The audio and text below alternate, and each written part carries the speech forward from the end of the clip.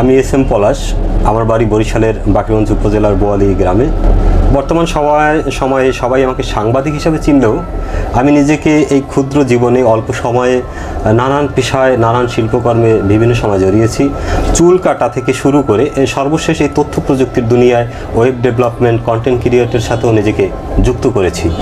বিভিন্ন সময় সেই টেম্পু চালানো, ছবি আঁকা, কখনো উপস্থাপক, কখনো সংবাদ পাঠক, কখনো সাংবাদিক, কখনো লেখক, কখনো গবেষক, কখনো আবার ফুটপাতে দাঁড়িয়ে ফল বিক্রি করা, কখনো দোকানদার, কখনো গায়ক, কখনো নায়ক, মানে নানান রকমের কাজের সাথে নিজেকে যুক্ত করেছি। আর এটা নিজের কৌতূহলের স্থান থেকেই, সেখান থেকে মূলত এই বিভিন্ন দিকে যাওয়া, এলোমেলো যে চলা।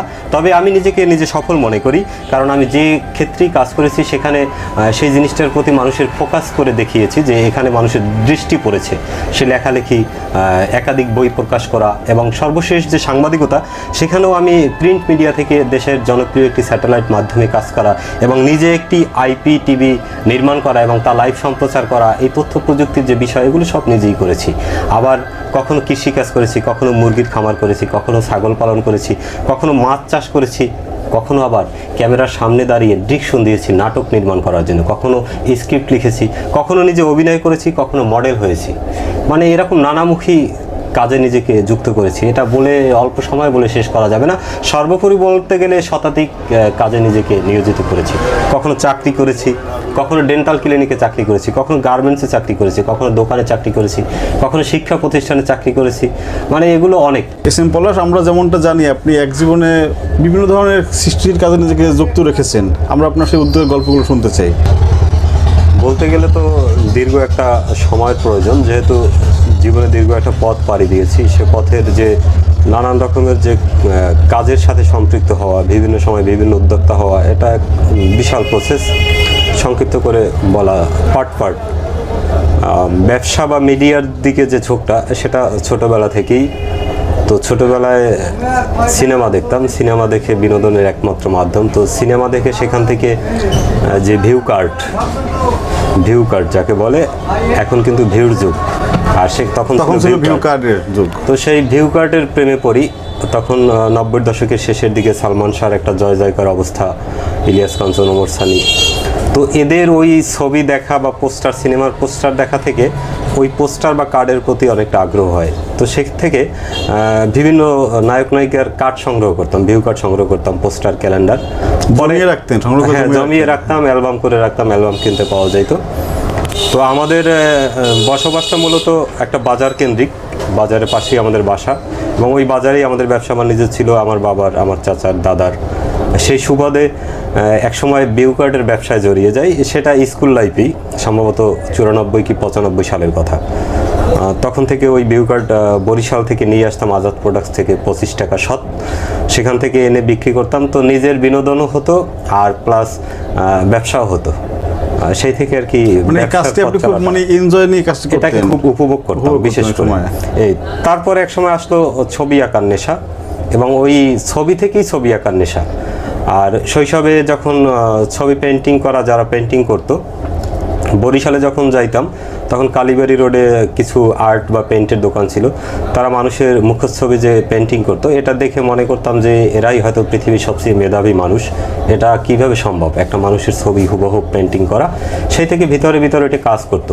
তো স্কুলে যখন ক্লাসে পড়তাম বা করতাম, তখন শিক্ষক যখন পাঠদান দিত, আমি মনোযোগ থাকতো আমার ওই যে খাতায় কলম দিয়ে আঁকি এবং বাসায় বসেও এটার জন্য মা অনেক বকাঝকা করেছে বা অনেক গালাগালি শুনতে হয়েছে। তো SSC পরীক্ষা যেই বছর দেই 97 সালে, ব্যবহারিক খাতা যে আঁকার বিষয়টি, সেই খাতাটি একজনকে আঁকতে দিলাম। তো উনি অনেক ঘোরাঘুরি করতেছিল আর প্রতিদিন বিকালে গিয়ে ওনার ওইখানে বসে থাকতাম যে উনি কীভাবে আঁকে, এটা আমার দেখতে হবে। তো কয়েকদিন ঘোরাঘুরির পরে পরীক্ষাও সামনে আসে গেল।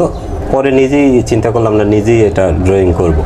পরে ওই খাতা আর আনলাম না, আমি 2টা নিজে খাতা কিনে তারপর নিজেই পেন্সিল দিয়ে ড্রয়িং করলাম।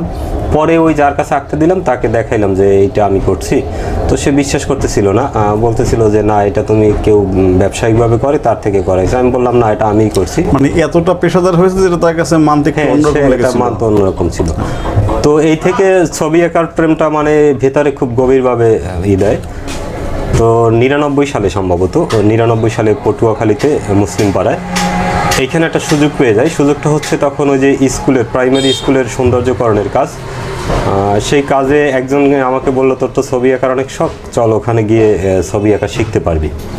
তো ওখানে আসলাম, আসার পরে ওখানে দেখলাম যে বিভিন্ন রকমের শিল্পীরা এখানে আছে। চারুকলার শিল্পী আছে, বাণিজ্যিক শিল্পী, কমার্শিয়াল শিল্পী যারা, তারা আছে।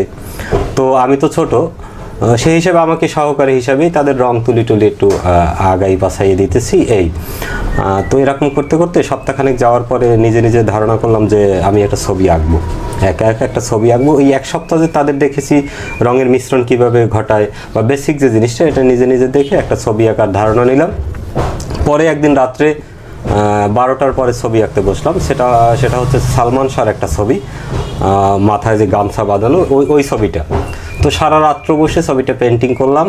করার পরে যখন ফজর আজান দিল, পরিষ্কার হয়ে গেল, ছবি আমার আঁকা কমপ্লিট হয়ে গেল। পরে ঘুমাইলাম। তো ঘুম থেকে যখন 11টা সাড়ে 11টার দিকে উঠলাম, উঠার পরে দেখলাম যে আমার ছবিটা ওইখানে যারা সিনিয়র সবাই দেখছে। দেখার পরে বললো যে না, এটা অসম্ভব, এটা তুমি করতে পারো না। মানুষের ছবি এরকম পেন্টিং করাটা এত সহজ না, এটার জন্য এতটা প্রফেশনাল তোমার দ্বারা হয়তো সম্ভব না, তাই এটা বিশ্বাস করতে একটু অন্যরকম, একটা অন্যরকম বিষয় ছিল, করতেছিল। পরে তাদেরকে আমার আবার ছবি পেন্টিং করে দেখাইতে হয়েছিল, তাদের সামনে, সবার সামনে দিতে হয়েছে যে আমি সত্যিই ছবি পেন্টিং করতে পারি। তো ওই সময়টা আমি নজরুল, রবীন্দ্রনাথ, বেগম সুফিয়া কামাল, শেরে বাংলা, এদের ছবি আর কি কিছু না দেখি ড্রয়িং করতাম। তখন মানে আবেগটা খুব কাজ করতো, আর তীক্ষ্ণ যে মানে শুধুমাত্র কল্পনা করে তাই ছবিগুলো আঁকতে, মানে অন্য কোনো ছবি কিছু দেখা লাগতো না, আমি এগুলো মুখস্থ ড্রয়িং করতে পারতাম। এবং হাতের গতিটা এত ছিল যে খুব অল্প সময়ের মধ্যে যে কোনো ছবি আমি ড্রয়িং করতে পারতাম, বা এখনো পারি। কিন্তু এইটা একটা পারিবারিক বাধা আছে, যেহেতু আমরা যেহেতু মুসলমান বা ইসলাম ধর্মের, সেক্ষেত্রে আমার মা এটাকে বারবার নিষেধ করছে যে তুমি কখনো ছবি পেন্টিং করবা না। তো 2012 সালের পর থেকে আমি আর ছবি পেন্টিং করি না। এটা পারিবারিক নিষেধাজ্ঞার কারণে, এটা বিশেষ করে ধর্মীয় একটা নিষেধাজ্ঞা, এবং আমার মা এটাই খুব কষ্ট পায়। আমি চাই না আমার মা আমার কোনো কাজের দ্বারা কষ্ট পাক, এজন্য আমি এটা বাদ দিয়ে দিয়েছি। তারপরেও মানুষের ছবি ছাড়া এমনি দৃশ্য সেগুলো এখনো মাঝে মধ্যে পেন্টিং করি। শখের জায়গাটা রয়ে গেছে, শখের জায়গাটা এখন রয়ে গেছে। আমরা যেমনটা জানি আমাদের যাতায়াতের পথ হচ্ছে এখান থেকে বরিশাল, আপনাদের উপজেলা হয়ে যেতে হয়। তো আমরা বিভিন্ন শিক্ষা প্রতিষ্ঠানের দেয়ালে সম্ভবত আপনার কিছু লেখা ছিল একটা সময়, এটা কি বিভিন্ন ধরনের উক্তি লিখে আপনার নামটা লেখা থাকতো? সম্ভবত আপনি সেই এসএম পলাশ, আমি ঠিক তো এটি কেন করতেন? এটা হচ্ছে 2005 সালের দিকে আমি শুরু করি। আমার এলাকায় আমি একটি সংগঠন করি, লাইফওয়ে বাংলাদেশ নামে, এবং সেখান থেকে বিশেষ করে সমাজে যে নারীর প্রতি যে পুরুষের দৃষ্টিভঙ্গি, সে দৃষ্টিভঙ্গিকে বদলে দেওয়ার জন্যই আমি একটা প্রচারণা শুরু করি সারা দেশব্যাপী। সেটা বিভিন্ন দেয়ালে যে নারীর প্রতি অশোভন দৃষ্টিভঙ্গি, ব্যঙ্গ বিদ্রুপ করা অপরাধ, এইটা মানুষের মধ্যে একটা প্রতিক্রিয়া এরকম, বা যৌতুক বা নারীর যে অধিকার রয়েছে সব কিছুতে, এই বিষয়টা বোঝানোর জন্য তখন ব্যাপক প্রচারণা চালাই, এবং এই কার্যক্রম আমার এখনও চলে। আমি গত 5 বছরে বাকেরগঞ্জ উপজেলার মনে হয় সব স্কুল কলেজ শিক্ষা প্রতিষ্ঠানগুলো কাভারেজ হয়ে গেছে, এমন কোনো স্কুল কলেজ শিক্ষা প্রতিষ্ঠান। এগুলো কি আপনি নিজ উদ্যোগে করতেন না কারো সহযোগিতা ছিল আপনার? এটা ব্যক্তিগত উদ্যোগে করেছি, আর শেষের দিকে এসে দেখেছি এটা অনেক ব্যয়বহুল, কারণ আমরা বড় আকারে করতাম। তখন ইঞ্জিনিয়ার ওসমান হোসেন মনির, উনি এটার স্পন্সর ছিল, তার অর্থায়নে এটা করা হতো। আমরা বিভিন্ন শিক্ষা প্রতিষ্ঠানে গিয়ে বাল্যবিয়ে, নারী, মাদক এই বিষয়ে সচেতনমূলক প্রোগ্রাম করতাম। আমরা যেমনটা জানি সৃষ্টিশীল কাজে যারা যুক্ত থাকেন তাদের বিভিন্ন উদ্যোগ নিয়ে মানুষ হাসি ঠাট্টা করে, আপনার ক্ষেত্রে এমন কোনো ঘটনা ঘটেছে কিনা? এই বিষয়টি হচ্ছে সবচেয়ে একটি স্পর্শকাতর প্রশ্ন। আমাকে যে তিরস্কার করে না, এমনকি পথের কুকুরটাও আমাকে তিরস্কার করেছে। যে তিরস্কার করে না সে হয়তো আমাকে কোনোদিন দেখে নাই, যে একবার জীবনে দেখেছে সেও আমাকে তিরস্কার করেছে। যখন আমি মাটির কারুকাজটা শুরু করেছিলাম, আমার বাসার সামনে বসে আমি একদিন একটা শোপিস তৈরি করি, তো আমার এক সহপাঠী দেখে মানে আমাকে এতটা তিরস্কার করেছিল, নিজের কাছে খুব খারাপ লাগছিল, কিন্তু আমাকে ওই তিরস্কার থামিয়ে রাখতে পারিনি বিধায় 2007 সালে আমার মাটির তৈরি শোপিস আমি ঢাকার নামি দামি যত শোরুম আছে সেগুলোতে আমি বিক্রি করার সুযোগ হয়েছে। নিউ মার্কেটে, কর্ণফুলী মার্কেটে, তারপর ব্র্যান্ডের যত শোরুমগুলো আছে সেখানে দেওয়ার সুযোগ হয়েছে। এমনকি শিশু একাডেমির সামনেও আমার সেই মাটির তৈরি শোপিসের বেশ একটা চাহিদা ছিল। মানে কারো কথা শুনলে আপনি কাজটি তো করতে পারতেন, হয়তো থেমে যেতেন, মানে কারো কথা শুনেননি বলে কি এমনটা করা সম্ভব হয়েছে? হ্যাঁ, অবশ্যই আমি কাজে মনোযোগী ছিলাম। মানে যে যা বলুক ভাই, আমার সোনার হরিণ চাই, এরকম একটি কথা আছে। তো আশপাশে অনেকে অনেক রকমের তিরস্কার, উপহাস, হাসি ঠাট্টা করতো, এখান থেকেই আর কি নিজের মধ্যে একটা জেদ, ক্ষোভ, যে না, যে জিনিসটা নিয়ে হাসি তামাশা করছে, আমার কাজের মাধ্যমে উনি একদিন দেখে বুঝবে যে না, সে সঠিক ছিল। লেখালেখির বিষয়টা, লেখালেখি সেতে প্রবেশ করি 2000 সাল থেকে, প্রথমে কবিতা লেখা থেকে। তো কবিতা লেখা, ওই সময় তো বয়স কম, সে বয়সে কবিতা লেখা, আমার কবিতা যদি কোনো শিক্ষিত মানুষকে দেখাই সেটা তো হাস্যকর, তার কাছে ওটা গ্রহণযোগ্যতা থাকবে না। তো আমাদের ওখানে একজন শিক্ষক ছিল, তার কাছে আমি প্রতিদিন একটা করে কবিতা লিখে নিয়ে যেতাম, এবং যতদিনই লিখে নিলাম ততদিনই সে কবিতা দেখে বলল যে দূর, এইগুলো কি করে, এগুলো কোনো কবিতা হয় নাকি, এগুলো বাদ দাও, এগুলো তোমাকে দিয়ে হবে না। পরে একদিন একটি কাজী নজরুলের একটি কবিতা, অনেক কবিতা আছে না যে কবিতাগুলো খুব পরিচিত না, এরকম একটি কবিতা কয়েকটি লাইন লিখে ওনার কাছে নিয়ে গেলাম। তো উনি এটা দেখে বললো, দূর, এটা কোনো কবিতা হয়েছে নাকি, তোমার এটা নিষেধ করছি না, এগুলো কাজী নজরুল কবিতা হয় না, কারণ সে জানে যে আমি লিখছি। পরে তাকে বললাম যে আসলে স্যার, বিষয়টা হচ্ছে কি, আপনি আমাকে গ্রহণ করতেছেন না, এই লেখাটা আমার না, এটা কাজী নজরুলের লেখা। তখন দেখে বলে, ও আচ্ছা, আমি ভালো করে পড়ি নাই তো, এরকম। তো ওই দিন থেকে ওনাকে আমি বাদ দিলাম, যে আসলে এই লোকটা প্রতিহিংসাই করছে, বা তার কথা কানে নিচ্ছেন না, আমলে নিচ্ছেন না, সেদিনের পর থেকে। এরপরে প্রথম বই যখন প্রকাশ করি, তখন এলাকায় অনেকের কাছে বললাম, তো এ নিয়ে হাসাহাসি করলো সবাই, যে দূর, ঢাকা বইমেলা বই প্রকাশ করা কি এত একটা সহজ ব্যাপার নাকি, আর এটা 2004 সালের কথা। তখন তো প্রেক্ষাপট আরো অনেক কঠিন ছিল, প্রযুক্তি এতটা সহজ ছিল না। তো তারপরে বইটি প্রকাশ করলাম, প্রথম কবিতার বই, যেটার মধ্যে আমার বোনের এবং আমার দুইজনের যৌথ কবিতার বই। এই বইটি প্রকাশ করার পরে আরেকজনকে বইটি গিফট দিলাম, ওই রকম একজন শিক্ষক।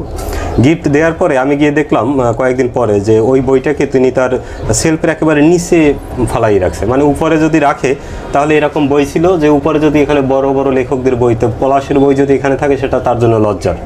তো বইটা সেখানে ফালাই রাখলো। তো আমি বইটা বের করে বললাম, স্যার, বইটা নিচে ফালাইলেন কেন? বলতেছে, লোকজন আসে তো, তোমার বই দেখলে আবার হাসাহাসি করবে, আর বই তো বের করছে, এগুলো মানুষ টাকা দিয়ে কিনে পড়বে নাকি। যাই হোক, 2012 সালে যখন আমি রক্তচোষা উপন্যাস প্রকাশ করি, তো রক্তচোষা উপন্যাস প্রকাশের 1 সপ্তাহ পরে তাকে আমি দেখিয়ে দিলাম যে আমার বই মানুষ টাকা দিয়ে কিনে পড়ে, এবং সেটা আমার বইয়ের মূল্য ছিল 125 টাকা, সে বই 200 থেকে 300 টাকায় বিক্রি হচ্ছে, এবং সেটা লাইন দিয়ে কিনে তারপর মানুষ কিনছে। এই বিষয়টা আমি তাকে সচক্ষে দেখিয়ে দিয়েছি যে হ্যাঁ, আমার বই মানুষ টাকা দিয়ে কিনে পড়বে। বাকেরগঞ্জ ইতিহাস নিয়ে একটা বই সম্ভবত সেটা লিখেছিলাম 2010 সালে। আর ইতিহাসের বিষয়টা হচ্ছে, আমাদের বাকেরগঞ্জটা একটি ইতিহাস ঐতিহ্যের একটি নগরী। এখানে অনেক প্রাচীন স্থাপনা রয়েছে। তো শৈশবে যখন মায়ের সাথে বা বাবার সাথে বিভিন্ন জায়গায় যাইতাম, তখন ওই স্থাপনাগুলো দেখে তাদের কাছে প্রশ্ন করতাম। তো তারা একটা রূপকথা, কাল্পনিক গল্প নিয়ে আমার সামনে দিত, কিন্তু আমার মধ্যে সন্দেহ ছিল যে এরকমের না, এটা এরকম হতে পারে না। আপনি সঠিক তথ্যগুলো তুলে ধরেছেন, সেখান থেকে আমার মূলত এই গবেষণা শুরু।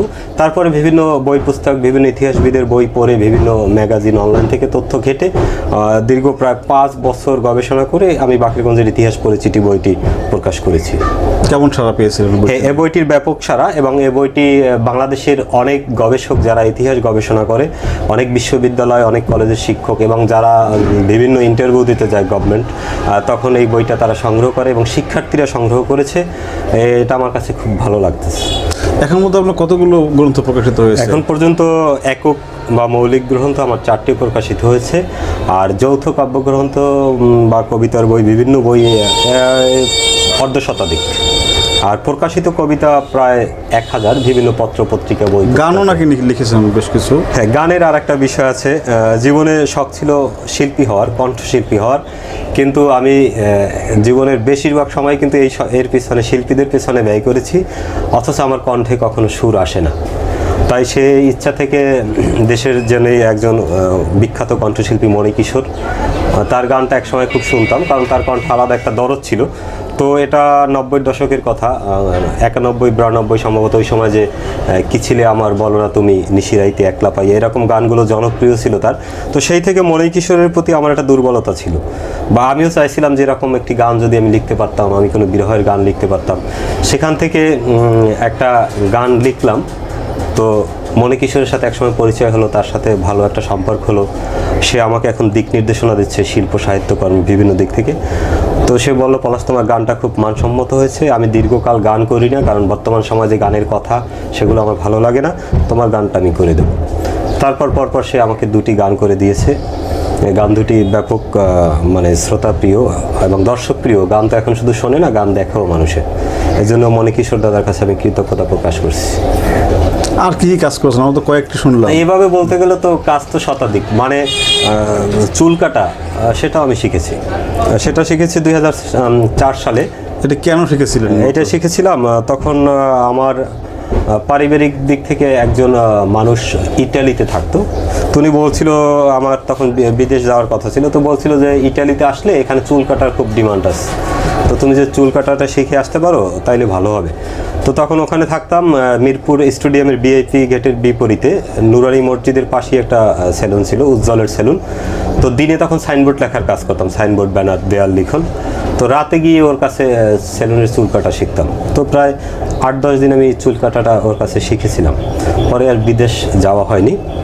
তো কাজের কথা বলতে কি বলবো, একেবারে ফুটপথ থেকে সেই রাজপথে জীবনে অনেক কিছুই করতে হয়েছে আমার জীবন জীবিকার তাগিদে। যদি ধারাবাহিক জিনিসগুলো বলেন, যে চুল কাটা থেকে শুরু করে আঁকাআঁকি পারেন, কতগুলো স্কিল আপনার রয়েছে, কি কাজ, কতগুলো কাজ করেছেন এক জীবনে, সংক্ষেপে যদি আসলে এগুলো বলতে গেলে শতাধিক হবে। তার মধ্যে উল্লেখযোগ্য যে সবকিছু মিলিয়ে শিল্প কলার যে কয়টি ধারা আছে সবগুলোতেই আর কি ছুঁয়ে দেখেছি, টুকিটাকি ছুঁয়ে দেখেছি, এবং সেখানে চেষ্টা করেছি যে সবার চেয়ে ভিন্ন কিছু এবং মানুষের দৃষ্টি কাড়ার মতো কিছু করার চেষ্টা করেছি। যেমন ফ্যাশন ডিজাইনে কাজ করেছি একসময়, সেটা ঢাকার নামি দামি যত ফ্যাশন ডিজাইনগুলো আছে সবগুলোতেই আমি কাজ করেছি। দেশীয় বুটিক্সের যে বিষয়টি, মৃৎশিল্পের উপর কাজ করেছি, মাটির কারুকাজের উপরে কাজ করেছি। তারপর সাইনবোর্ড, ব্যানার, এটা একটা কাজ করেছি। এবং বাকেরগঞ্জে এ বিষয়ে আমার একটা দীর্ঘ সুনাম বা পরিচিতি রয়েছে। মাইক প্রচারের যে কাজটি সেটি করেছি, এখনও করি আমি। এটা এখন তো রেকর্ডিং করে দেই, এটা বাণিজ্যিকভাবেই করি। তারপরে ছবি বাঁধাইয়ের কাজ করেছি, ছবি পেন্টিং করেছি। আপনার ঢাকায় থাকতে অনেক সময় যে কেরানীগঞ্জে থাকতাম এক সময়, সে সময় রাত্রে আমি টেম্পু যে চালক, সে টেম্পু চালক হিসাবেও কাজ করেছি। এটা সন্ধ্যার পরে একজনকে 50 টাকা দিতাম, ও আমাকে 12টা পর্যন্ত দিত। তো পোস্তাগোলা ব্রিজের এপার থেকে ওপার যাত্রী টানতাম, 3 টাকা ভাড়া ছিল। তো আমার ওরে 50 টাকা দিলে আমার 150 টাকা হইতো। এটা সম্ভবত 99 সালের কথা। আচ্ছা, গতানুগতিক পেশায় না গিয়ে যে আপনি বিভিন্ন যে ডিফারেন্ট পেশাগুলোর কথা বললেন, এগুলো আপনি কেন করার কারণটা কি? এটা হচ্ছে জানার ইচ্ছা বা আগ্রহ বা কৌতূহল থেকেই আমার মধ্যে এসেছে। মানে আমি সব কিছুর মধ্যেই একটা কৌতূহল খুঁজি বা একটা আগ্রহ বা একটা ইচ্ছা পোষণ করি। তো এই কৌতূহল বা আগ্রহ থেকেই আসলে বিভিন্ন কাজের মধ্যে ঢোকা। ছোটবেলা থেকেই খুব কৌতূহলী ছিলাম, কোনো কিছু দেখলে সেটা সম্পর্কে আগ্রহ এবং নতুন কিছু করা, সবাই যা করে তার চেয়ে ভিন্ন পথে হাঁটা, আলাদা কিছু করা। এখান থেকে আমি হাঁস মুরগি পালন, মৎস্য চাষ, আপনার কবুতর পালন, ছাগল পালন, গরু পালন, মানে এই কৃষি বা পোলট্রি সেক্টরেও আমি সবগুলো করেছি। যুব উন্নয়ন থেকে প্রশিক্ষণও নিয়েছি। সেই 2004 সালে আপনার ওই যে কোয়েল পালন, তখন আমাদের এই অঞ্চলে কোয়েল পাখি ছিল না, শুধু কৃষি বিজ্ঞান বইতে পড়তাম। সেই নওগাঁ গিয়ে কোয়েল পাখি সংগ্রহ করে ঢাকা সাভার থেকে, তারপর নিজে ইনকিউবেটর মেশিন তৈরি করে বাচ্চা ফুটিয়ে এগুলো বিক্রি করেছি। শখের পাখি পালন, তারপর খরগোশ পালন, এগুলো সবই করেছি এবং বাণিজ্যিকভাবেই করেছি। এগুলো পোলট্রি সেক্টর। এবং ব্যবসা বাণিজ্যের যে বিষয়ে আমি পানের দোকান থেকে শুরু করে ফুটপাতে আপনার ফল বিক্রি করা, এগুলো সব কিছু করেছি। আমার কোনোটাই বাকি নেই। কাপড়ের দোকান, জুতার দোকান, এবং একসময় জুতার একটা হোলসেল ব্যবসা নিয়েছিলাম, খুব বড় ব্যবসা। সেটা আমি একেবারে বাকরগঞ্জ থেকে কুয়াকাটা পর্যন্ত পাইকারি যে সেল দিতাম, প্রতিদিন 4-5 লাখ টাকা আমরা বিক্রি করেছি।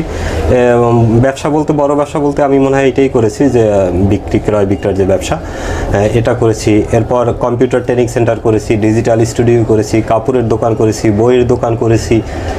আসলে করি নাই কোনটা, আমাদের যখন যেটা ভালো গেছে সেটা আমার মন যেদিক ছুটেছে আমি সেটাই করে দেখেছি। আমাদের দর্শক তো বিভ্রান্ত হয়ে যাবে যে মানে যে আমরা কোন উদ্যোক্তা গল্প শুনলাম, তিনি সবকিছুই করেছে, কিন্তু আমরা আপনার যে এখন যে পরিচয়টা আপনি মূলত বহন করছেন, আপনি যে সাংবাদিকতার সাথে যুক্ত রয়েছেন, এটি কিন্তু এখন মানে আলোচনা আসেনি, উঠে আসেনি। সাংবাদিকতা কিভাবে যুক্ত? আচ্ছা, মূল বিষয়টা আসে। সাংবাদিকতা আসা, আমি যার মধ্যেই থাকি সবকিছু মিলাই, কিন্তু আমি একটা শিল্পকর্ম বা শিল্পের যে গণ্ডি এর মধ্যে ছিলাম, সবসময় সবকিছুর মধ্যেই শিল্প ছিল, এর বাইরে যাইনি। আর লেখালেখি থেকেই সাংবাদিকতায় আসা। যখন আমি লেখালেখি শুরু করলাম, যেমন রক্তচোষা উপন্যাস লিখেছিলাম এদেশের সুবিধা বঞ্চিত নারী শ্রমিক এবং নারীর প্রতি পুরুষের যে বিরূপ দৃষ্টিভঙ্গি এবং বিভিন্ন রকমের অন্যায়, অবিচার, অত্যাচার, এগুলো তুলে ধরার জন্য। তো দেখলাম যে গল্প, উপন্যাস বা কবিতায় লিখলে এর প্রতিক্রিয়া বা প্রতিফলন খুব ধীর গতিতে হচ্ছে, এটা পরিবর্তন হতে সময় লাগছে। একজন অসহায় মানুষের গল্প আমি উপন্যাসে তুলে ধরতে পারবো, কিন্তু তাতে তার কোনো উপকারে আসবে না। আসবে মানুষের মেন্টালি আস্তে আস্তে পরিবর্তন হবে, কিন্তু সংবাদপত্রের যে বিষয়টি, একজন অসহায় মানুষের একটি প্রতিবেদন করলে তাৎক্ষণিক তার কিছু উপকার হচ্ছে, এই বিষয়টি সরাসরি মানুষ উপকার করা যায়, উপকার করা যায়। এখান থেকেই মূলত সাংবাদিকতায় আসা, যে মানুষের এই উপকারগুলো করার জন্য। এবং আমার সাংবাদিকতার মূল ধারা বা কাজই হচ্ছে অসহায়, সুবিধা বঞ্চিত মানুষদের নিয়ে কাজ করা, এবং দীর্ঘদিন আমি এ নিয়েই কাজ করছি। আর সাংবাদিকতায় প্রবেশ করি 2004 সালে। তখন আমার ছোট বোনটা সাংবাদিকতা করতো, তো ও বিভিন্ন সময় সংবাদ লিখতো, পাশাপাশি ওকে দুই একটা প্রতিবেদন আমি লিখে দিতাম, যেটা ওর নামে ছাপা হতো। পরে 2007 সালে নিজে একটি পত্রিকা সম্পাদনা করি, গ্রামীণ কণ্ঠ নামে, বরিশাল থেকে, এবং এটির বেশ কিছু সংখ্যা আমি বের করেছি। এটা ব্যাপক সাড়াও পেয়েছিল সাহিত্য অঙ্গনে এবং ওই সময় সাংবাদিকদের মাধ্যমে। তারপরে 2000 সাল থেকে তো লেখালেখি শুরুই। তো 2007 সালে এটা করার পরে আমি ঢাকায় চলে যাই। ঢাকায় যাওয়ার পরে বিভিন্ন জাতীয় পত্রিকা, তারপর ম্যাগাজিনগুলো আমি নিয়মিত লিখতাম সমসাময়িক বিষয়ের উপরে। তো লেখার পরে ওই সময় বাংলাদেশের অধিকাংশ জাতীয় পত্রিকায় আমার এই লেখাগুলো ছাপা হতো, সাপ্তাহিক, মাসিক, এবং সেখান থেকে আমি একটা সম্মানীয় পেতাম। একসময় নেশা হয়ে গেল। পরে পেশাদার সাংবাদিকতায় মূলত প্রবেশ করেছি 2010 সাল থেকে, মানে সার্বক্ষণিক সাংবাদিকতাই এই সঙ্গী, বা এটার উপরেই নির্ভর করতেছিলাম 2007 সাল থেকে। মানে এখন আপনার এইটাই মূল পরিচয় সাংবাদিক হিসেবে আপনাকে? এখন মানুষ সাংবাদিক হিসাবেই চেনে। আসলে সাংবাদিক হলেও আমার ভেতরে, আমার বাহিরে, আমার অন্তরে, আমার দৃষ্টিভঙ্গি, আমার ভবিষ্যৎ সবকিছু শিল্পর মধ্যে। সে শিল্পর যে আসল পরিচয়টা, সেটা এখন আড়াল হয়ে গেছে, সবাই এখন সাংবাদিক হিসাবে জানে। আর বর্তমান যে সময় কন্টেন্ট ক্রিয়েটর বা ডিজিটাল যে প্রযুক্তি, তথ্য প্রযুক্তি আসার পরে শিল্পকর্মটা সম্পূর্ণ হারিয়ে গেছে। বর্তমানে এই ডিজিটাল প্রযুক্তির মধ্যে নিজেকে প্রবেশ করিয়েছি, যেমন কম্পিউটারের মধ্যে প্রবেশ করি 2011 সালে। এর আগে আমি কম্পিউটার জীবনে স্পর্শও করিনি, নিজে কম্পিউটার কিনে নিজেই শিখেছি, সেখান থেকে আমি গ্রাফিক্স ডিজাইনটা পারি। তো পরে যখন ইন্টারনেটের বিষয়টা আসলো, তখন এই ইন্টারনেটের মধ্যে ঢুকে গেলাম। এখন বর্তমানে ওয়েব ডেভেলপমেন্টের কাজ করতেছি, অ্যাপস ডেভেলপমেন্টস, এগুলোর কাজ করি। এছাড়া কাজগুলো আপনি জানেন? App development? হ্যাঁ, আমি অ্যান্ড্রয়েড অ্যাপস সেটা আমি ডেভেলপ করতে পারি, এবং ওয়ার্ডপ্রেসের যে কাজ, এইটা আমি পারি। তারপর আপনার কন্টেন্ট ক্রিয়েটরের কাজটা তো করতেছি, এটা তো 2017 সাল থেকেই করতেছি। আর নাটকের যে বিষয়টি, একটা কথা বললাম যে শিল্প সাহিত্যের মধ্যেই ছিলাম। 2000 সাল থেকে মঞ্চে নাটকে অভিনয় করতাম বিভিন্ন সময়, ওই থেকেই ভিতরে নাটকের যে একটা বিষয় ছিল, সেই বিষয়টা তো প্রথম যে ভার্চুয়াল যে বিষয়টা, সেটা তৈরি করি 2015 বা 16 সালে। কুয়াকাটায় ঘুরতে গেছিলাম আমরা, সেখানে গিয়ে জার্নি বাই কুয়াকাটা নামে একটি আমরা নাটক তৈরি করি। সেখান থেকে অনেক উৎসাহ সাড়া পেয়েছিলাম। তারপর থেকে নিয়মিত কাজ করতেছি, এবং এখন বর্তমানে রূপসী টিভি, যেটা এই টিভির মাধ্যমে আমরা, এটা অনলাইন আইপি টিভি, যেটা এর মাধ্যমে আমরা বিভিন্ন কমেডি এবং শিক্ষণীয় ভিডিওগুলো তৈরি করে থাকি, এবং যেগুলোর ব্যাপক সাড়া রয়েছে। তাছাড়া আমার বরিশালের আঞ্চলিক ভাষার কবিতা, যেটা বাংলাদেশে যেটা রেকর্ড সৃষ্টিকারী, কারণ কোনো কবিতায় বা আঞ্চলিক ভাষার কবিতায় এতটা ভিউ পাইনি। আমার ভিডিওতে মিলিয়ন ভিউ, এবং সেখানে যে আবেগঘন মানুষের কমেন্টস, যা দেখলে আমার নিজের চোখেও পানি এসে যায়। কারণ আমি এখানে মানুষের ভেতরে যে জিনিসগুলো লাগে, যে কথাগুলো লাগে, আমাদের হারিয়ে যাওয়া শৈশব, 90 দশকের কথা, আমাদের গ্রামীণ ঐতিহ্য, মানুষের জীবন জীবিকার যে গ্রামীণ একটি 30 বছর আগে যে বিষয়গুলো ছিল, সেই বিষয়গুলো আমি তুলে ধরার বা টিকিয়ে রাখার চেষ্টা করতেছি। অনেক কাজ করেছেন এক জীবনে। আমার বিষয়টা আমি এখন পর্যন্ত শুরুই করতে পারিনি। মাত্র শুরু? মানে না, আমি এখন পর্যন্ত শুরু করতেই পারিনি। আর কি শুরু করতে চান? আমি যতদিন আমার জীবন আছে, আমার প্রাণ আছে, আমার শক্তি আছে, আমি এই পৃথিবীর সব কিছুই ছুঁয়ে দেখার ইচ্ছা আছে, করার ইচ্ছা আছে। এই যে আজকে একটা গল্পের মাধ্যমে আপনি আপনার পুরো বিষয়গুলো বললেন, অনেকটা বলার চেষ্টা করেছেন। সংক্ষিপ্ত কিছু অন্য কোনো প্ল্যাটফর্মে কি আপনার এই গল্পগুলো বলেছেন কখনো এর আগে? বিভিন্ন সময়ে বিভিন্ন জন আসে, বিভিন্ন রকম জানতে চায়, তো এরকম দীর্ঘ পরিসরে বললেন যে যখন যে বিষয়, ভাই সাংবাদিকতা করেন, কিভাবে কি করলেন, কবে শুরু করলেন, এইটা। কিন্তু এরকম 100টা বিষয় যদি আমি আলাদা করে বলতে যাই, তাহলে তো 100 দিন লাগবে। এই জন্য ওইভাবে আর বলা হয় না। দীর্ঘ বছর ধরে কাজে যুক্ত হওয়া অনেক কাজ এগুলো প্রত্যেকটা আমার জীবনের প্রত্যেকটা দিনই এক একটা একটা ইতিহাস। সামনের দিনগুলোতে আপনার কি পরিকল্পনা? সামনের দিনগুলোতে আমি তথ্য প্রযুক্তির যে কাজগুলো এখন করছি এটাই করতে চাচ্ছি। আর ডিজিটাল যে প্ল্যাটফর্ম, এই প্ল্যাটফর্মে টাকা এর একটা ভালো সুযোগ রয়েছে। আমাদের যারা নতুন প্রজন্ম তারা এখানে এসে সময় অপচয় করছে এবং এখানে যে খারাপ দিকগুলো আছে সেগুলো তারা গ্রহণ করছে। আমি চাই একটা স্কুল করতে এবং ডিজিটাল প্রযুক্তির যে স্কুল, সেখানে এসে তারা বিভিন্ন কাজ শিখতে যেন পারে এবং সে কাজ শিখে তারা যেন নিজেকে স্বাবলম্বী করতে পারে। এবং এই যে অনলাইন মাধ্যমে না সরাসরি এসে হাতে কলমে শিখতে পারবে, এরকম একটি ব্যবস্থা আমি করতে চাচ্ছি বা এরকম একটি স্বপ্ন দেখছি আমি। দীর্ঘ সময় ধরে সৃজনশীল অনেক কাজ করেছেন, এমন কোনো স্বপ্ন কি রয়েছে যে স্বপ্নটি পূরণ হতে পারলে নিজের একটা তৃপ্তি লাভ করা যেত? একটা স্বপ্ন রয়ে গেছে, সেটা হচ্ছে আমি ঢাকায় যখন থাকি তখন কচুক্ষেত্রে বনফুল আদিবাসী গ্রিন হার্ট স্কুল, যেটা ওইখানে আমি অনেক বড় বড় ছবি পেন্টিং করেছিলাম। সেখান থেকে আমার মধ্যে একটি ধারণা আসছিল যে আমি একটি ছবি পেন্টিং করব হাতে আঁকা, যেটা হবে পৃথিবীর দীর্ঘতম ছবি এবং বড় ছবি। তো এই একটা স্বপ্ন ছিল, সে স্বপ্নটা এখনও পূরণ হয়নি। কারণ এই আয়োজনটা করতে গেলে আমার কয়েক লক্ষ টাকার প্রয়োজন, প্রায় 10 থেকে 15 লক্ষ টাকার প্রয়োজন। যে এই ছবিটি এত বড় ছবি, এর স্ট্রাকচার, এর কাপড় চোপড়, এর রং বা এই আয়োজন করতে যে টাকার প্রয়োজন, সেই সাপোর্টটা এখন পর্যন্ত পাইনি। এটা পাইলে আমি ভবিষ্যতে হয়তো করব।